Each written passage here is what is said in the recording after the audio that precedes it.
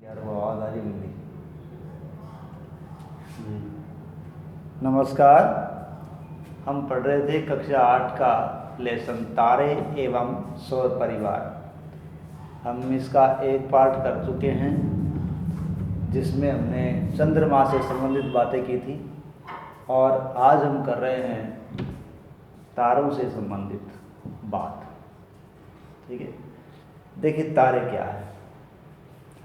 तारे वो खगोलीय पिंड हैं, ठीक है, तारे वो खगोलीय पिंड हैं जो स्वयं का प्रकाश उत्सर्जित करते हैं। ठीक है, स्वयं का प्रकाश उत्सर्जित करते हैं। ये तारों की एक सीधी सी परिभाषा हो सकती है।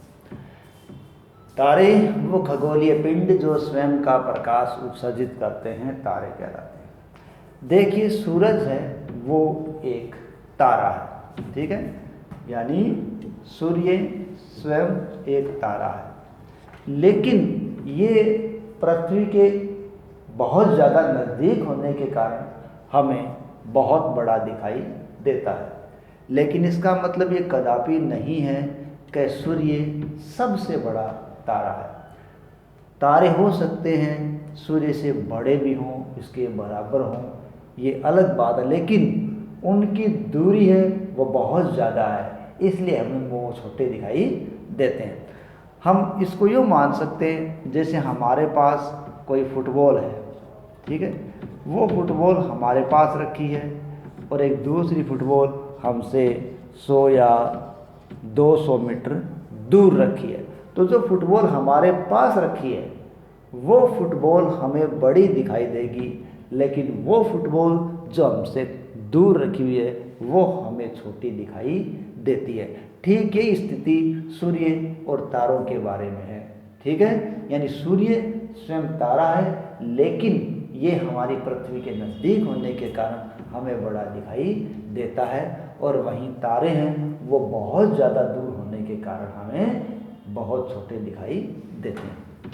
देखिए सूरज है, सूरज की जो पृथ्वी से दूरी है, ठीक है, यानी सूरज की पृथ्वी से दूरी 15 करोड़ किलोमीटर है। कितने किलोमीटर है?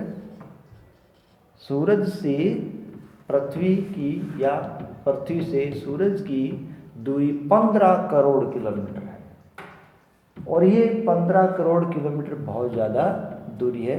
लेकिन इतनी दूरी होने के बावजूद भी पृथ्वी के सबसे समीप का तारा कौन सा है? वो सूर्य ही है। सूर्य के पश्चात हम पृथ्वी के नज़दीक यदि दूसरा तारा देखें तो वो है प्रोक्सिमा सेंटोरी। ठीक है, यानी सूर्य के सबसे नज़दीक का तारा है, पृथ्वी के सबसे नज़दीक का तारा है सूर्य, जो 15 करोड़ किलोमीटर है, और उसके पश्चात पृथ्वी के नज़दीक का दूसरा तारा है प्रोक्सिमा सेंटोरी, जो लगभग 400 खरब किलोमीटर दूर है। यानी पृथ्वी से कितना दूर है? 400 खरब किलोमीटर दूर है। ये दूरियां बहुत ज़्यादा है, इसलिए इन दूरियों को नापने के लिए जो दूरी की इकाई काम लेते हैं वो है प्रकाश वर्ष। ठीक है, यानी प्रकाश वर्ष किसकी इकाई हो गई? दूरी की इकाई होगी। बहुत ज़्यादा दूरियों को नापने के लिए प्रकाश वर्ष इकाई ली जाती है। तो प्रकाश वर्ष है क्या? देखिए प्रकाश वर्ष प्रकाश द्वारा, ठीक है, प्रकाश द्वारा एक वर्ष में तय की गई दूरी, ये प्रकाश वर्ष है। प्रकाश द्वारा एक वर्ष में तय की गई दूरी एक प्रकाश वर्ष कहलाती है। ठीक है, तो इसका मतलब प्रकाश जो हम देख रहे हैं वो पुराना है। ठीक है, प्रकाश वर्ष एक वर्ष में तय की गई दूरी है। इसको देखो, जो एक प्रकाश वर्ष है उसको हम इस प्रकार मान सकते हैं कि प्रकाश है उसकी जो गति है वो 3 लाख, प्रकाश की गति है 3 लाख किलोमीटर प्रति सेकंड के हिसाब से चलती है। ठीक है, 3 लाख किलोमीटर प्रति सेकंड के हिसाब से प्रकाश चलता है। इस नाते हम देखें तो पृथ्वी तक आने में प्रकाश को 8 प्रकाश मिनट का समय लगता है।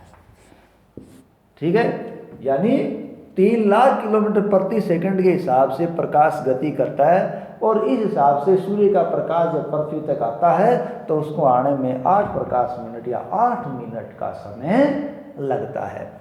अब एक प्रकाश वर्ष किसके बराबर होता है? अनेक कंपटीशन में पूछा जाता है कि एक प्रकाश वर्ष किसके बराबर है। ठीक है, तो देखिए हम इसको ऐसे निकाल सकते हैं कि 3 लाख किलोमीटर 1 सेकंड में, अगर हम इसको 60 से गुणा करें तो ये 60 सेकंड या 1 मिनट की कैलकुलेशन हो गई। ठीक है, और हम इसको दोबारा 60 से गुणा कर दें तो ये 60 मिनट या 1 घंटे की कैलकुलेशन हो गई।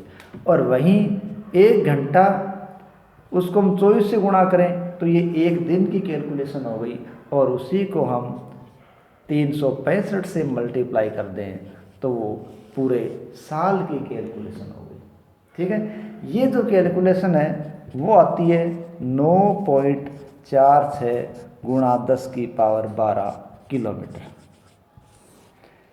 यानी एक प्रकाश वर्ष किसके बराबर है? 9.46 गुणा 10 की पावर 12 किलोमीटर के बराबर है। यही थोड़ी सी ध्यान रखें कि वो ये मान 9.46 गुणा 10 की पावर 15 मीटर के बराबर भी हो सकता है।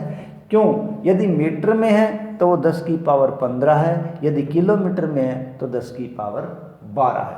ये एक प्रकाश वर्ष का मान है, एक प्रकाश वर्ष के बराबर है। ठीक है, अब एल्फा सेंटोरी है, एल्फा सेंटोरी, एल्फा सेंटोरी तारा है। अब उसकी दूरी है वो 4.3 प्रकाश वर्ष है। कितनी है? 4.3 प्रकाश वर्ष है। इन बातों से हमें ये पता चल गया कि सूर्य या तारे हैं वो पृथ्वी से काफ़ी दूरी है, और इस दूरी को तय करने में उनको समय बहुत ज़्यादा लगता है। तो क्या हम जो प्रकाश देख रहे हैं क्या वो अतीत का है? क्या हम जो प्रकाश देख रहे हैं, प्रकाश देख रहे हैं वो अपना अतीत है? बिल्कुल ये बात राइट है कि जो प्रकाश हम देख रहे हैं वो अपना अतीत है। क्यों? कि प्रकाश एक वर्ष में जो दूरी करता है वो एक प्रकाश वर्ष है, और प्रकाश को इतनी दूरी तक आने में ये बहुत ज़्यादा समय लगता है। तो जो हम प्रकाश देख रहे हैं अक्सर वो हम अपना अतीत देख रहे होते हैं।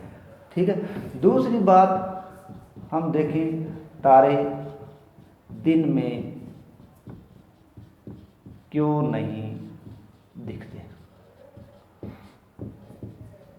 यानी तारे दिन में दिखाई क्यों नहीं देते? देखिए, तारे दिन में होते हैं, ऐसा नहीं वो नहीं होते, तारे दिन में भी मौजूद होते हैं, लेकिन जो सूर्य तारा है वो हमारे पृथ्वी के बहुत ज़्यादा नज़दीक है और उसकी रोशनी बहुत ज़्यादा तेज़ होती है। इस वजह से हम केवल सूर्य को या उस सूर्य तारे को देख पाते हैं और बाकी तारे उसकी रोशनी के अंदर हमें दिखाई नहीं देते। ऐसा नहीं है कि वो तारे होते नहीं हैं, ठीक है, बिल्कुल होते हैं वो दिन में, लेकिन सूर्य की तेज़ रोशनी के कारण हमें वो दिखाई नहीं देते।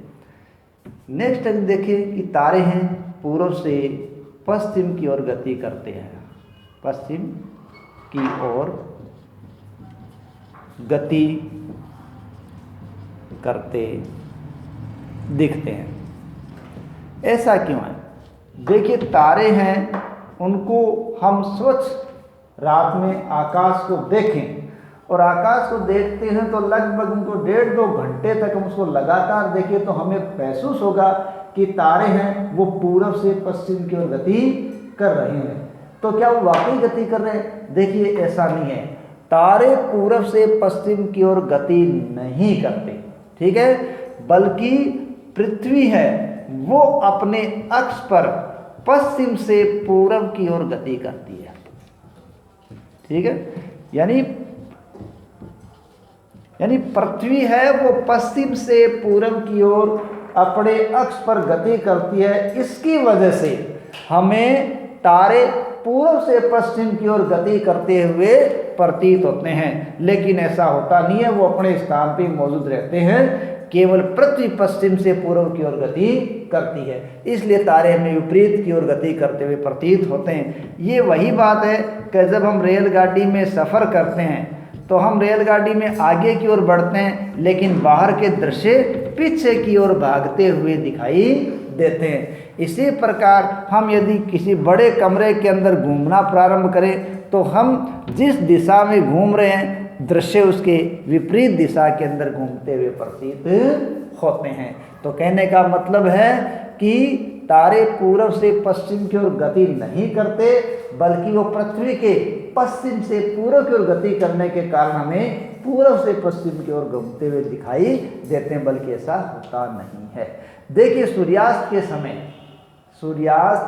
समय जो तारा हमें पूर्व में दिखाई देता है, सूर्यास्त हो रहा है उस समय जो तारा हमें पूर्व में दिखाई देता है, वो तारा पृथ्वी की अक्ष पर घूर्णन के कारण ही सूर्योदय से पहले पश्चिम में हमें दिखाई देता है, ठीक है। यानी सूर्यास्त के समय जो तारा किधर से निकला है? पूर्व से, वो सूर्योदय के समय हमें पश्चिम में अस्त हुआ दिखाई देता है, या पश्चिम में वो सूर्योदय से कुछ समय पहले अस्त हो जाता है, ठीक है। इस प्रकार ये पृथ्वी की अपने अक्ष पर घूर्णन गति के कारण ऐसा होता है, ठीक है। देखिए सूर्य है वो पूर्व में उदय होता है, इसके पीछे भी यही कारण है, ठीक है। सूर्य पूर्व में उदय होता है और पश्चिम में अस्त होता है। ये भी कारण पृथ्वी का अपने अक्ष पर पश्चिम से पूर्व की ओर घूर्णन के कारण ही होता है। क्या कोई ऐसा तारा है जो स्थिर हो? ठीक है, यानी ऐसा तारा जो अपने अक्ष पर स्थिर हो या हमें घूमता हुआ प्रतीत नहीं हो। देखिए ऐसा तारा है ध्रुव तारा। कौन सा तारा है? ध्रुव तारा। ध्रुव तारा हमें हमेशा एक ही स्थान पर दिखाई देता है। ऐसा इसलिए होता है क्योंकि ध्रुव तारा पृथ्वी के घूर्णन अक्ष की सीध में है, इसलिए वो हमें एक ही स्थान पर दिखाई देता है। वो घूमता हुआ प्रतीत नहीं होता, अर्थात वो स्थिर प्रतीत होता है।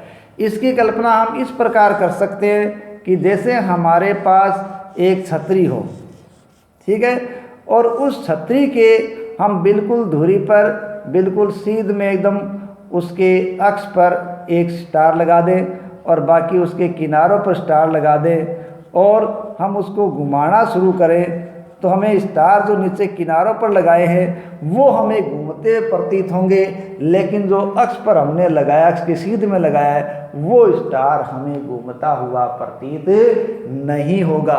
क्यों? क्योंकि वो छतरी के अक्ष की सीध में। बिल्कुल ये स्थिति ध्रुव तारे की है। वो पृथ्वी के घूर्णन अक्ष की सीध में होने के कारण क्या होता है, वो हमें एक ही स्थान पर प्रतीत होता है। ठीक है, ये सब पृथ्वी की घूर्णन गति के कारण हो रहा है। धन्यवाद।